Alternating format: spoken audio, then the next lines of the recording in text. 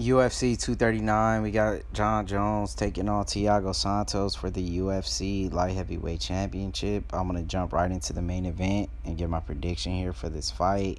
As we look at the tail of the tapes, we see that Santos holds a record of 21-6 compared to John Jones 24-1. So Santos, he holds a little bit more fights on his record than John. Santos is 35 years old, so he's up there in age. And, John is going to be the younger fighter by 4 years, being 31 years old. John will be the taller fighter by 4 inches, being 6'4", compared to Santos 6 foot. Um, John is going to hold a solid reach advantage as well going into this fight. Santos used to fight at middleweight, but currently made that transition to the light heavyweight division. And he's been really successful here. He's on a 4-fight win streak. He beat Jan Blachowicz, Jimmy Manuwa, Eric Anders, and he beat Kevin Holland. He lost to David Branch. So David Branch was the last man to beat him. He TKO'd him in the first round. Most of Santos' wins on his record are by TKO. He packs a lot of power in his strikes. He has knockout power in his hands and his legs. And if he catches anyone with the right punch, I don't care who you are, you will be seeing stars and you will be slept. Santos, most of his losses on his record are by TKO. So he's been knocked out 3 times and he's been subbed twice.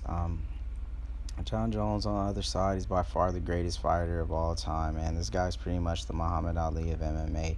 John Jones is by far one of the most exciting fighters of all time to watch. Most of his wins are by TKO. He holds 10 TKOs, but he's no stranger to getting a submission victory. He holds 6 submission victories as well, and 8 decision wins. He's lost 1 time, but you can't really call that a loss. Pretty much massacred the man, and they robbed him pretty much out of that fight, in my opinion. He beat Anthony Smith, he beat Gus, he beat DC, and the list could go on about how many great fighters he beat Octagon legends. And, I really got to go with John Jones here, picking up the W. But you can't count on Santos, man. He packs a lot of power, and he has a puncher's chance to getting the job done here. But John Jones overall is pretty much the better fighter, in my opinion. If the striking is not going, John Jones' way, I can see him clinching Santos, and, taking the fight down to the ground. I think Santos' cardio is pretty much questionable, and, he can't really keep up that pace that he has in the first round going into the later rounds. I got John Jones getting the job done here. The greatest. The greatest. John Bones Jones. As we move on to the co-main event, we got Amanda Nunes taking on Holly Holm for the UFC Bantamweight Women's Championship of the World. Right off the bat, I like the Lioness getting the job done here, just for the fact she holds more experience. She's the younger fighter by 6 years. And, Holly Holm is coming off of a big win over Megan Anderson, you know what I mean? And they pretty much just gave her a title shot. I mean, I don't know how this girl gets so many title shots, you know what I mean? Maybe it's that great ass of hers. I don't know, man. But yeah, big win over Megan Anderson. Most of her wins are by TKO. She holds 8 TKOs on her record, and most of her losses are by decision. She holds 3 losses on her record by decision. She lost to Cyborg, a woman that,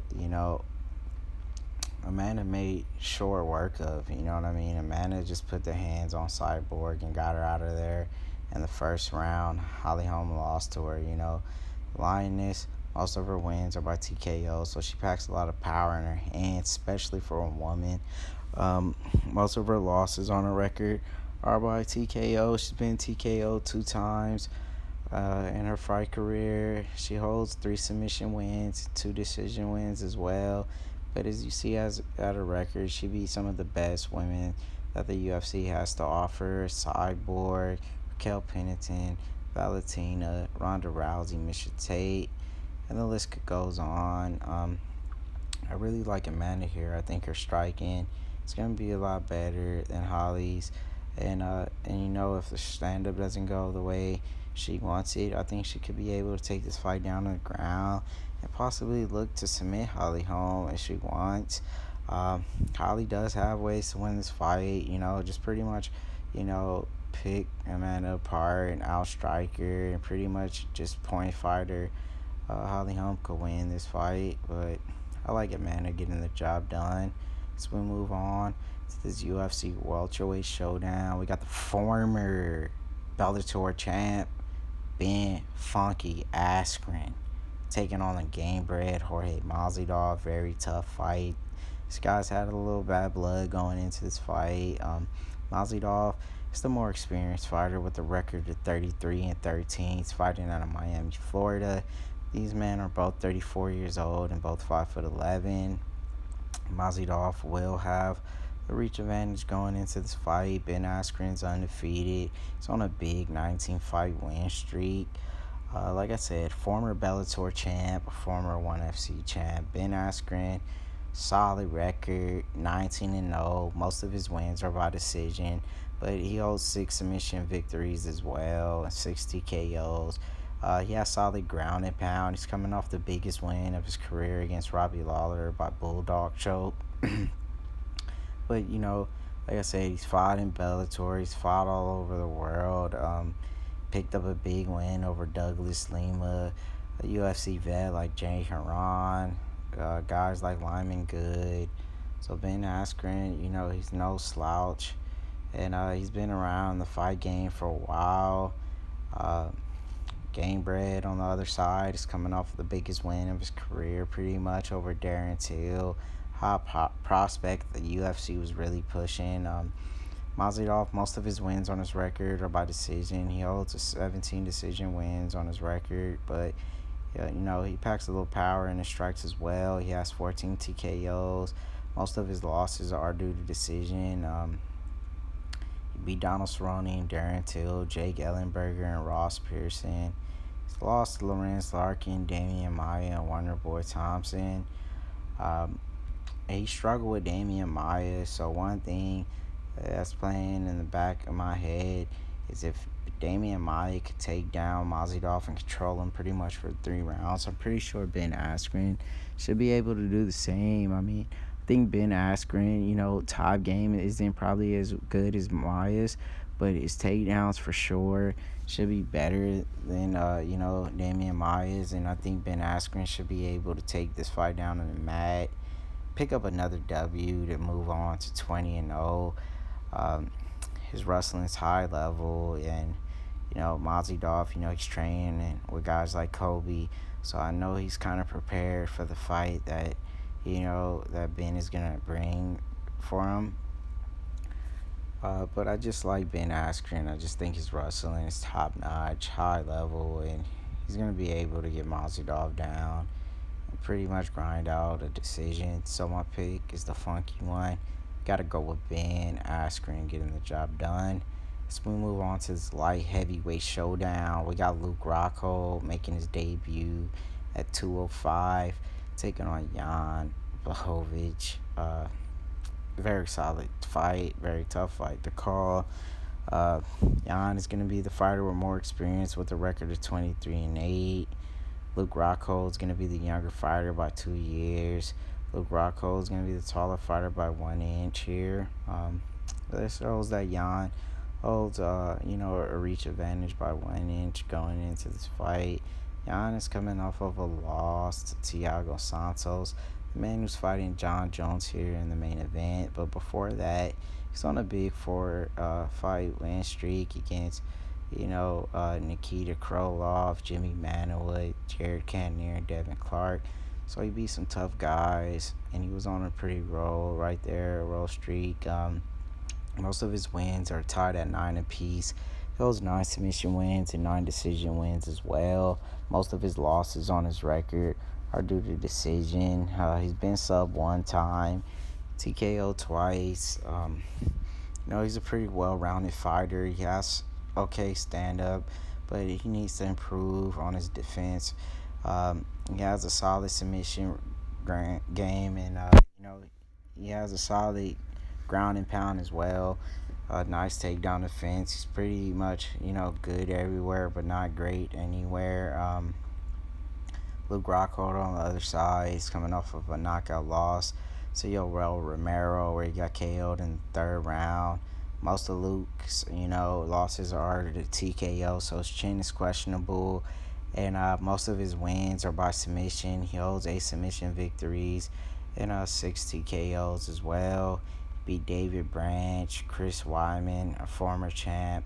Luke Rockhold was our former middleweight champ before he lost to Bisping. He beat Machida, and he also beat Bisping even though he lost to him before. And he lost to Vitor Belfort by TKO. So yeah, his chin is always questionable. But I think Luke Rockhold really should be able to get the job done here. His striking is a lot cleaner than Jan's here. He has a nasty body kick, and a solid ground and pound. If he gets anyone on the ground, they could be in trouble with Luke Rockhold. And his submissions is also something you have to look out for. So my pick is going to be Luke Rockhold getting the job done. As we move on to this welterweight showdown, we got Michael Chiesa taking on Diego Sanchez.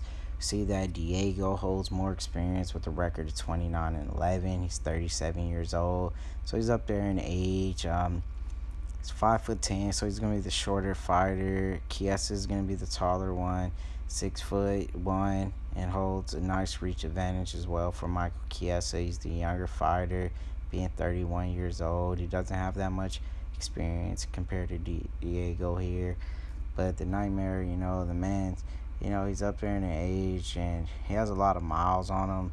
I really like Michael Chiesa to pick up the W here.